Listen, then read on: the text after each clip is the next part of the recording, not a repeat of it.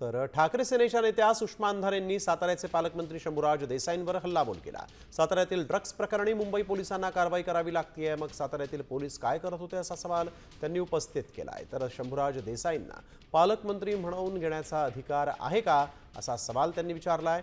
या प्रकरणाशी एकनाथ शिंदे किंवा प्रकाश शिंदे या दोघांचाही संबंध नाही असं म्हणत शंभूराज देसाईंनी आरोपच फेटाळून लावलेत। बामनोली परिसरातील ड्रग्ज प्रकरणासंदर्भामध्ये शिवसेना उबाटाच्या प्रवक्त्या श्रीमती सुषमा अंधारे यांनी राज्याचे उपमुख्यमंत्री तथा आमचे नेते आदरणीय एकनाथजी शिंदे साहेब आणि त्यांचे बंधू श्री प्रकाश शिंदे यांच्यावरती जे बेछूट आरोप केलेले आहेत।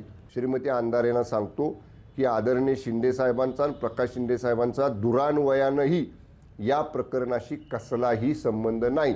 मुंबईच्या लोकांनी कारवाई केली तरी तुम्ही हल्ला नाही, ढिम्म होतात। ड्रगचा आणि कोकेनचा विळखा असेल आणि याची कल्पना जर पालकमंत्र्याला नसेल तर त्याला पालकमंत्री म्हणून घ्यायचा अधिकार आहे का? शंभूराज देसाई, विचार करा, समजा तिथे जर एखादी स्फोटके बनवण्याचा फॅक्टरी चालू असती, बॉम्ब बिम बनवण्याची काही चालू असतं, तर तुमचा नेता तिकडे राहतोय, तुमच्या नेत्याच्या जीवाला धोका झाला असता। ज्या नेत्यानं तुम्हाला गुवाहाटीला नेऊन मंत्री केले त्या नेत्याच्या सुरक्षिततेसाठी तरी तुम्ही त्या कोयनाच्या तिथे काय चाललंय त्याकडे लक्ष द्यायला पाहिजे होतं।